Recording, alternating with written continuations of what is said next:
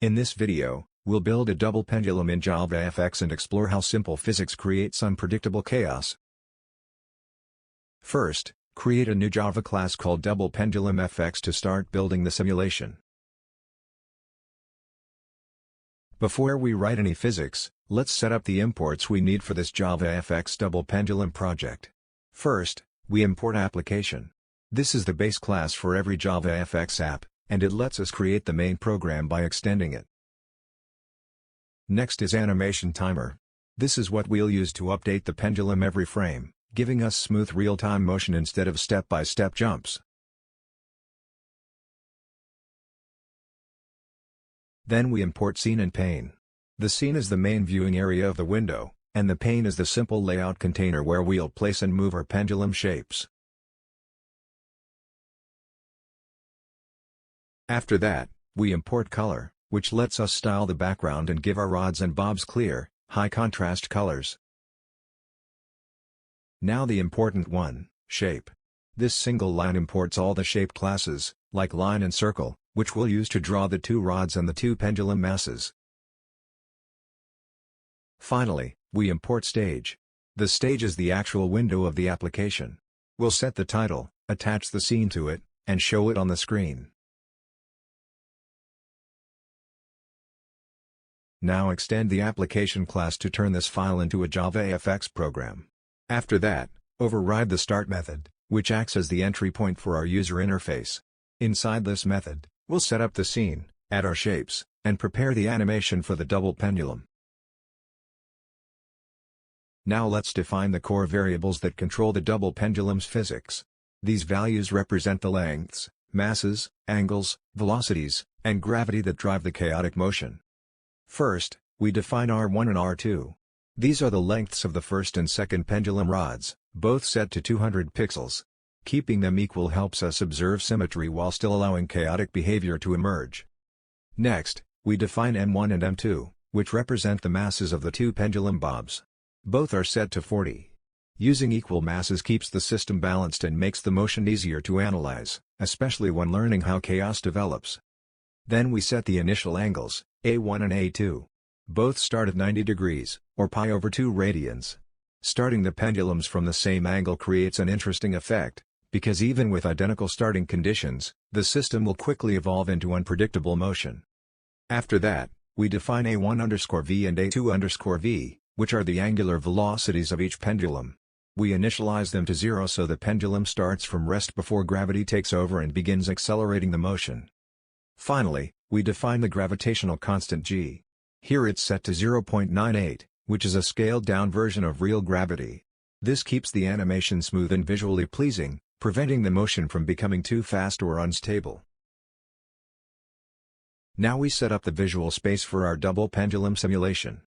First, we create a pane called root. This pane acts as a flexible container where we can freely position and animate the pendulum rods and bobs without layout restrictions. Next, we create a scene using that pane. We set the width to 800 pixels and the height to 720 pixels, giving us a wide, cinematic view that works well for observing chaotic motion. Finally, we set the background color to black. This high-contrast background makes the pendulum stand out clearly and keeps the focus on the motion as the simulation runs. Here we define the fixed origin point for the double pendulum. Origin sets the horizontal center of the system at 400 pixels, keeping the motion balanced on the screen. Origin places the anchor point 200 pixels from the top, giving the pendulum enough space to swing freely below. Next, we create the first rod of the double pendulum using a line object. This rod connects the fixed origin point to the first pendulum bob and acts as the primary arm of the system. We set the stroke color to white so it stands out clearly against the dark background. Then we set the stroke width to 3 pixels, giving the rod a clean, balanced look without overpowering the animation.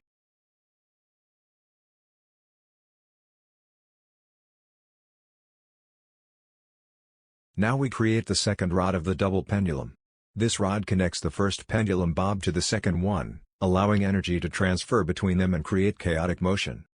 Just like the first rod, we set its color to white for high contrast against the black background. We also give it a stroke width of 3 pixels, keeping both rods visually consistent and clean during movement.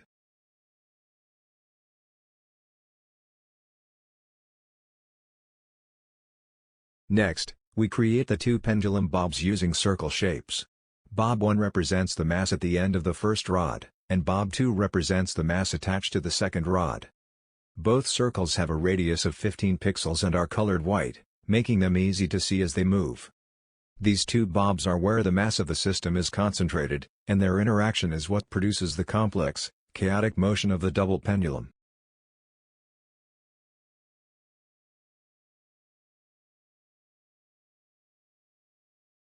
Now we add all of the pendulum components to the root pane. This includes the first rod, the second rod, and both pendulum bobs. By adding them to the pane, JavaFX knows to draw these shapes on the screen and update them continuously as the animation runs. Here we create a new AnimationTimer and override its handle method. This method runs on every frame and is where we'll update the physics and positions of the double pendulum in real time.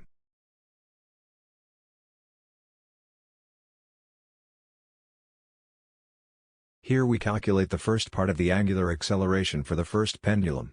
This expression represents the effect of gravity acting on both masses, pulling the first rod downward based on its current angle. It's one of the key terms that drives the complex motion in the double pendulum system.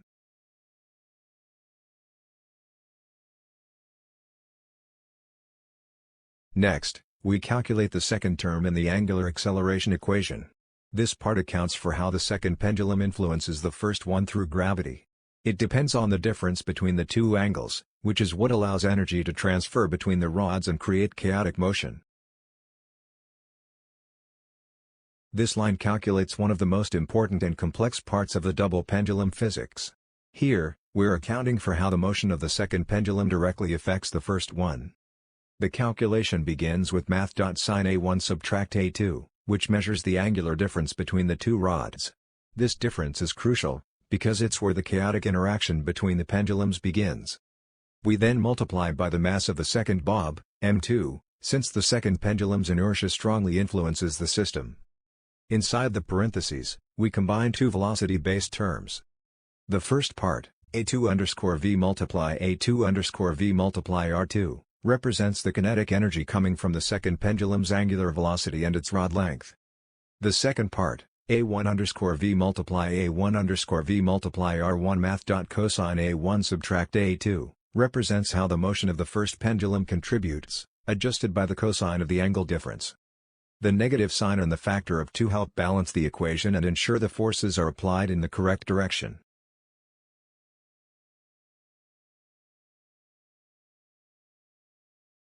Here we calculate the denominator for the first pendulum's angular acceleration equation. This expression combines the length of the first rod with the masses of both pendulum bobs. The cosine term, based on twice the angle difference, adjusts how strongly the 2 pendulums are coupled.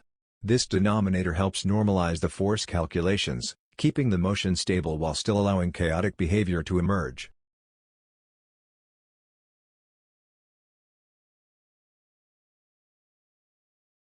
Now we calculate the angular acceleration of the first pendulum. We combine all 3 force terms and divide by the denominator we just calculated. This gives us the final acceleration value that determines how the first rod's speed and direction change over time. Here we reuse number 1 to calculate a new term based on the angle difference between the 2 pendulums. This value will be used next to compute the acceleration of the second pendulum.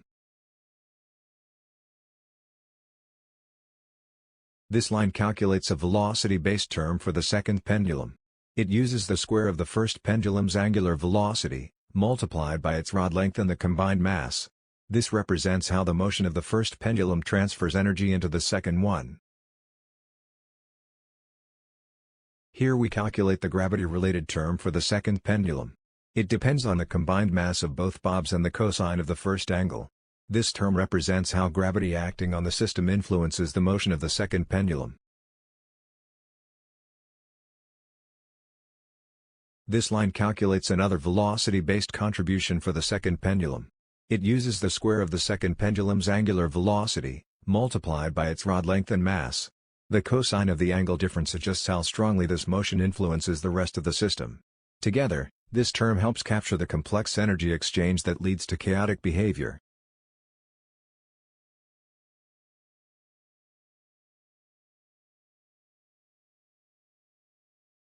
Here we calculate the denominator for the second pendulum's angular acceleration. This expression uses the length of the second rod along with the combined mass of both bobs. The cosine term, based on twice the difference between the angles, controls how tightly the two pendulums are linked. This denominator keeps the physics balanced and ensures the chaotic motion remains stable and realistic.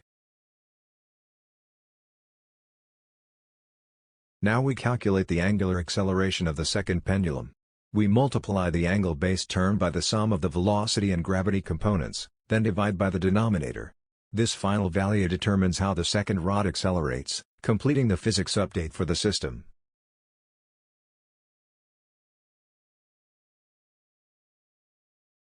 Now we update the motion of both pendulums. First, we add the angular accelerations to their respective angular velocities, which simulates how gravity and forces change their speed. Then we update the angles by adding the velocities. This step advances the simulation forward in time and is what actually causes the pendulums to move from one frame to the next.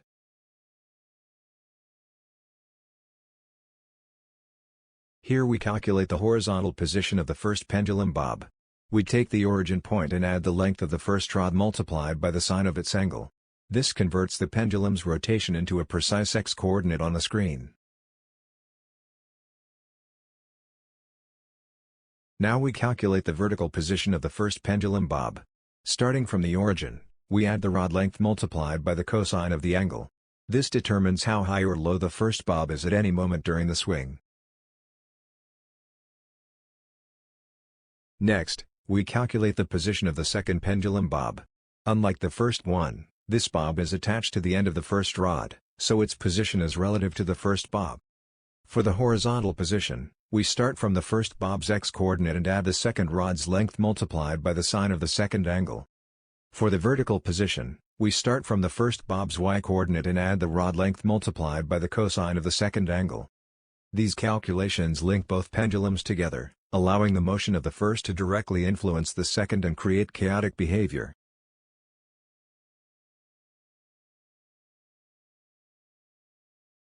Now we update the position of the first rod so it always connects the fixed origin point to the first pendulum bob. The start of the rod is locked to the origin, which represents the point where the pendulum is attached and never moves. Then we set the end of the rod to the current x and y coordinates of the first bob. As the angle changes each frame, these coordinates update, and the rod follows smoothly. This constant updating keeps the visual rod perfectly aligned with the physics, making the motion look realistic and physically correct.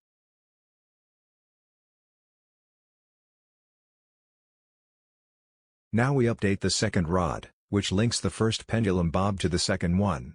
The start of this rod is set to the current position of the first bob, so it moves exactly with that mass. Then we update the end of the rod to the position of the second bob. As both angles change over time, this rod continuously adjusts its direction and length on screen. This tight connection between the two rods is what visually represents the energy transfer and chaotic behavior of the double pendulum. Finally, we update the positions of both pendulum bobs. For the first bob, we set its center x and y values to the calculated coordinates of the first pendulum. This keeps the bob perfectly aligned with the end of the first rod.